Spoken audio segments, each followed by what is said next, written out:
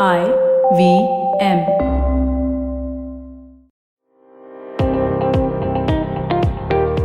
Welcome to All Things Policy, a daily podcast by the Takshashila Institution.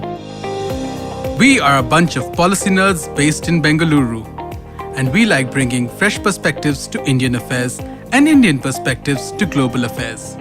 So grab a cup of coffee, sit back, and join us for today's chat. Hello and welcome to this all-new episode of All Things Policy. I am Suyash Desai and I am joined by Mr. Arni today to talk about the latest developments that are happening in Afghanistan. A draft peace agreement proposed by the US to jumpstart the peace talk in Afghanistan envisages the formation of a transitional government with Taliban. This includes the provision to prevent terror-related activities on Afghan soil. Meanwhile, the US has also asked the UN to convene a meeting of the foreign ministers of India, Russia, China, Pakistan, and Iran to forge a common approach to ending the war in Afghanistan. This move will be in tandem with the efforts to speed up the settlement with Taliban. So, Mr. Arni, before we enter into the geopolitics of what has happened and what would be the implication of this development, could you briefly tell us who all are the stakeholders in this process? What is this peace talk? Why is it happening? Since when it is happening? The basic fundamental questions of this peace talk. The US has been seeking an exit from Afghanistan. It's been a never-ending war. It's gone on for now 20 years plus. And it's something that's been expensive. So they really have, they want to get that two boys home is basic idea. But that said, there was an attempt during the Trump period to reach out to the Taliban and talk. I think there's a lot of pressure put on the Pakistanis, and a forum, a sort of a venue was crafted out in Doha. The Taliban came there, and initial set of Taliban were people who were part of the old guard. That seems to have not really found much acceptability. Then there came a second lot of people with definitely some evidence of the Haqqani network being involved. And that led to a discussion and a dialogue and finally an agreement between the Americans and the Taliban. That agreement itself is something that we could find a lot of objections over the way it was framed and the way it worked, but that's not the idea of why we are here. That agreement led to dialogue between the Afghan government and the Taliban. Started some months ago, and in December took a break, whereas both sides wanted to get back home and consult their own respective sides on an agenda for the talks. There were a couple of hiccups which had prevented it coming to that period, but that had been overlooked. One of the remaining hiccups was, of course, the idea of which school, the Hanafi or the Jafari school, would be used. That has been resolved. So in December they went back and didn't really, though they reassembled in that same month, the talks didn't go forward because you had the situation, you had the American elections coming on. The American elections, Biden coming in with Tony Blinken as Secretary of State. The first thing that they did demand was they suggested a review before talking. The review has been complete. I'm actually encapsulating the whole thing because there were a lot of objectionable things. Even they found it, the Biden government were not completely happy with what Trump had evolved.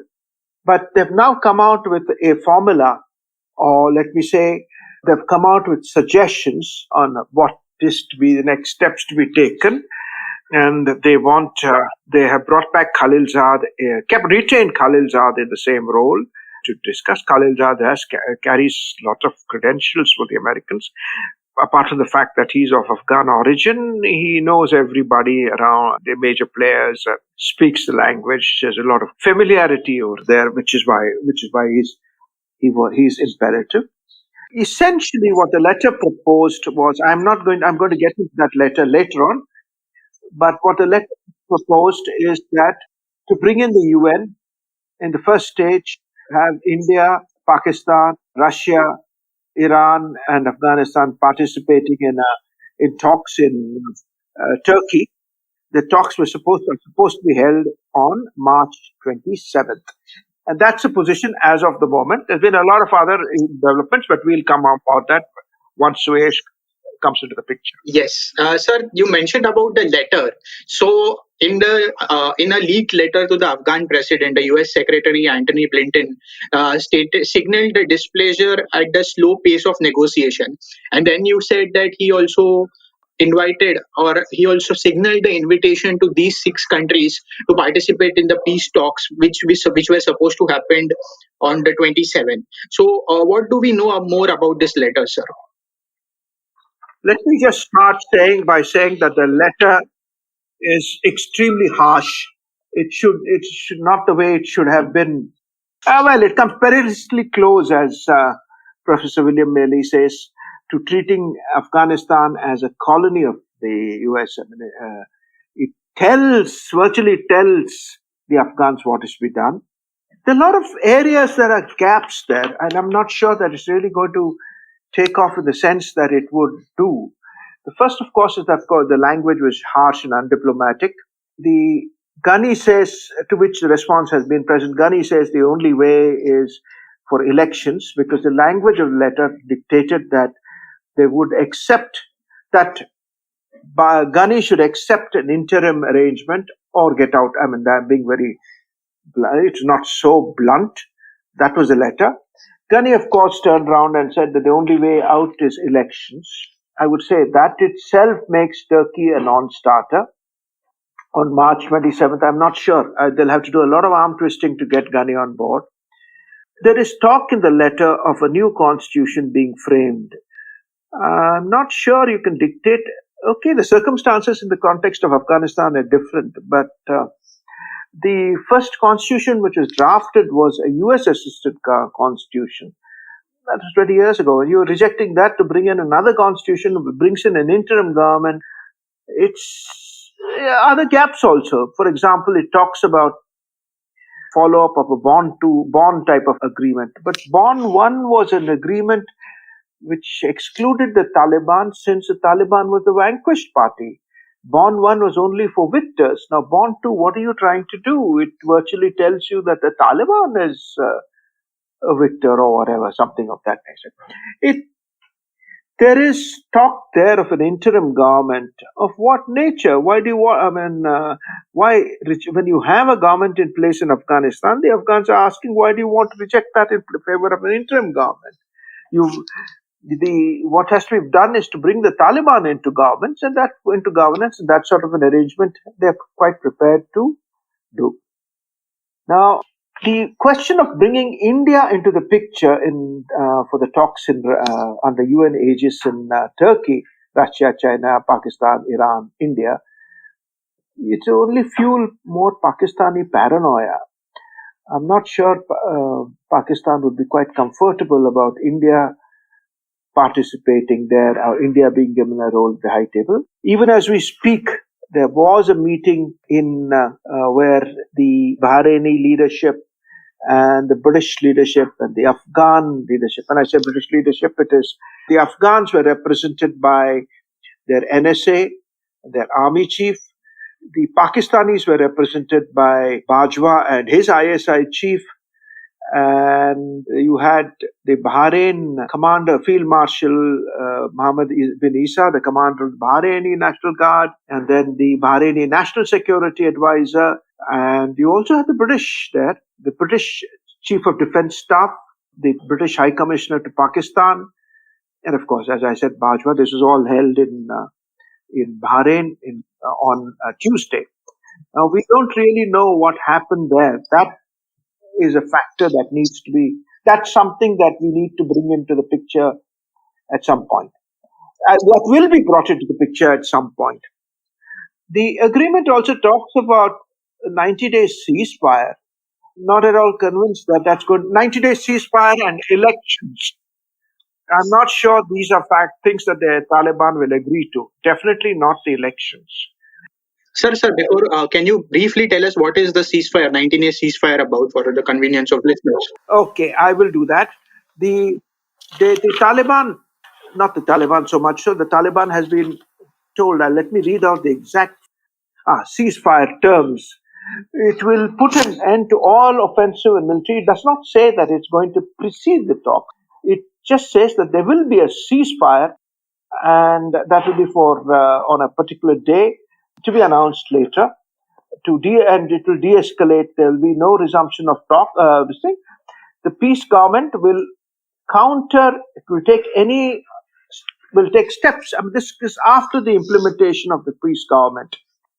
Then the next step in the ceasefire terms is that a comment which is going to be extremely difficult to monitor or to even bring into contention. The Taliban agrees to remove military structures and offices from neighboring countries and end military relations with foreign countries. They also promise not to expand the military force configurations or recruit new fighters. I don't see how you can tell the Taliban to end the relationship with Pakistan. That's something that you have to tell Pakistan to do, not the Taliban. And I don't think you can have that. There is no international monitoring of these issues. There is a ceasefire monitoring and implementation council which will be held, committee which will have 9 members, 4 each on each side, and the 9th by the appointed by the president. And then there will be some independent thing. But this ceasefire commission hasn't really worked in most places that it has been proposed. It's a new construct, and I'm not sure that it's entirely workable. We have other contentious issues, Suyash.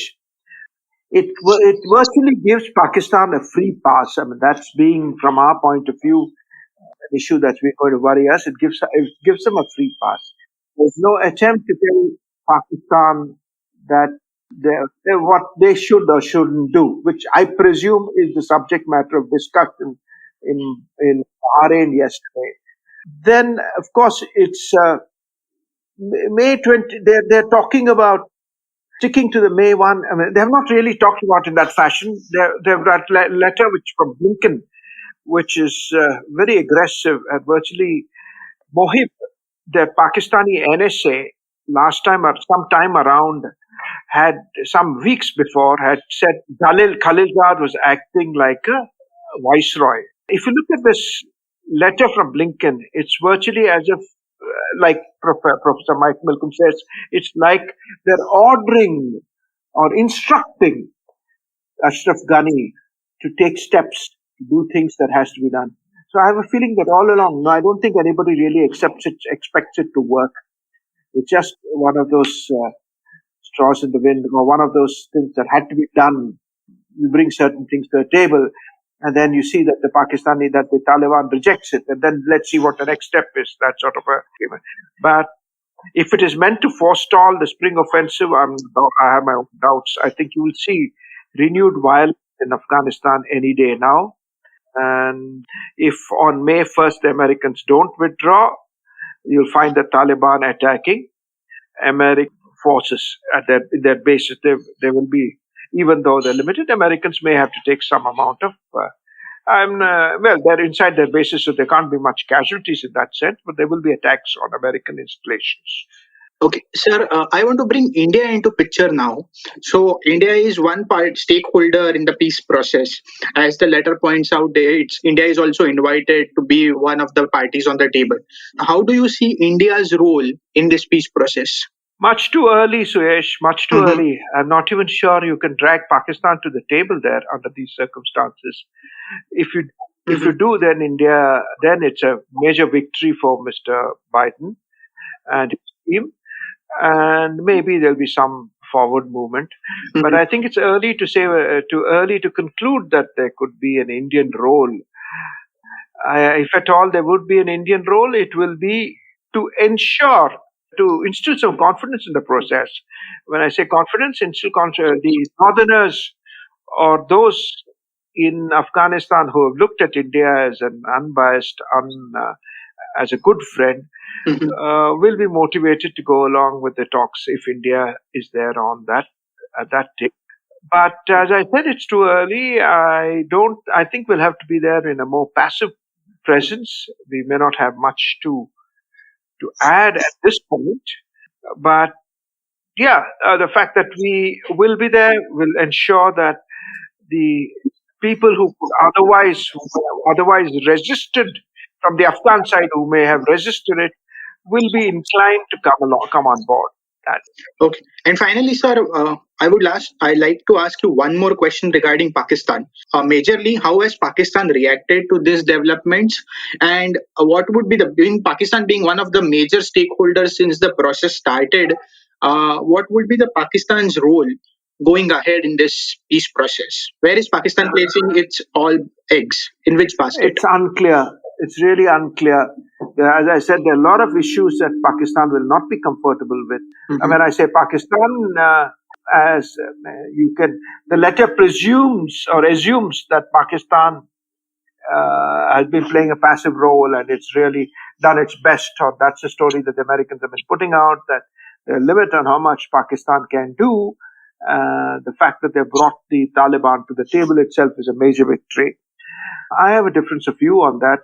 I would think that Pakistan has and continues to have a major role in determining the course of action in Afghanistan. There are Afghan sanctuaries, there are Taliban sanctuaries in Pakistan, there are Pakistani elements fighting inside Afghanistan, like the Lashkar-e-Toiba. There are even the ISK now has Pakistanis in the ranks. Yeah, these are things that Pakistan is a major player. In fact, I would say probably the single most important factor. And unless the Americans can get Pakistan on board, this agreement has this initiative has no chance of any success. In Pakistan, there hasn't been much reaction as yet. Or at least let me say, I haven't come across much there. It's still wait and watch type of role. And maybe now that Bajwa has gone and met and discussed Afghanistan with the Afghans and the British and the Bahrainis, there could be some signals coming out in the next couple of days. Okay. And finally, sir, my final question to you is, where do we go from here? If only we could do crystal ball gazing, but understanding the geopolitics of it, as you have been observing this area for so long, what do you think would be up for us in the near future? My crystal ball at the moment is broken because I really don't understand what's happening. But I would say that if India has to do anything, there are things that it can do. Chabahar is one. We have been going slow on Chabahar. We need to speed up the pace in Chabahar. I also say that the American focus on the manner in which these talks have taken place is not something I'm entirely comfortable with. It is the US has been dictating every inch of the step. Mhm. It's not Afghan or Afghan owned. It's not definitely not an Afghan owned process. It's a US led process with a lot of Pakistani help from behind, Mhm. things like that. I'm very uncomfortable with some sort of these type of solutions which are being forced down. Mhm. You're treating Taliban as a virtually equal of the Afghan government, and you allowed them to use force or terror tactics to claw themselves into that place. If you have free and fair elections, I doubt if they'll get more than 15% of the vote. So I'm not sure there isn't anything more. It's something. It's not going to solve the problem. It's like every other Afghan agreement which has collapsed. I mean, even 92 after the Geneva Accords, it works as long as Pakistan agrees to make it work. Hmm. And in this present context, I do not see Pakistan taking any steps to make it work. On that cautious note, let me thank Mr. Arni for the wonderful conversation we had on the peace talks and where do we go from here. For more such insightful discussions, keep on listening to All Things Policy. Thank you. Thank you, Mr. Arni. Thank you. Bye, Suyash. If you liked our show, don't forget to check out other interesting podcasts on the IVM network. You can tune into them on the IVM Podcast app, ivmpodcast.com, or wherever you listen to your podcasts. You can also follow IVM on social media. The handle is @IVM Podcasts on Twitter, Facebook, and Instagram. And hey, if you'd like to dive into Takshashila's research on technology, strategy, and economic affairs, check us out at our Twitter handle at takshashilainst or our website takshashila.org.in. I hope you enjoyed that show. If you aren't following us on social media, please do. We're IVM Podcast on Twitter, Facebook, and Instagram.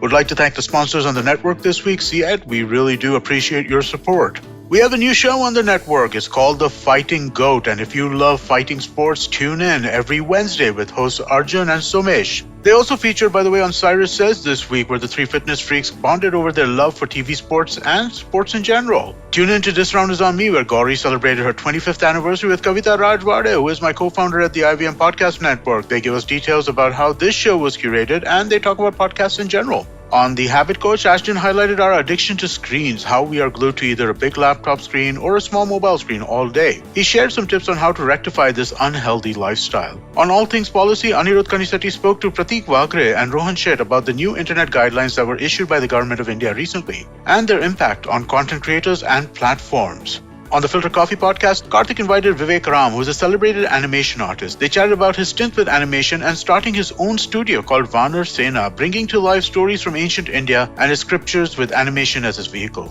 We had Dhanya Rajendran, the editor of the News Minute, on the Note with Maruk Inayat. It was a deep dive into the digital newsroom and the upkeep of truth in a fake news pandemic. And with that, we hope to see you again next week. Come learn and experience the ABCDs of being queer with me, Shunetro, and me, Farhad, on our show Gay BCD. The two of us take you through our stories and experiences of being gay men in the city of Mumbai and have candid and sometimes downright scandalous conversations about sexuality, gay culture, and everything in between. Catch new episodes of Gay BCD every Tuesday on the IVM Podcast website, app, or wherever you get all your podcasts from.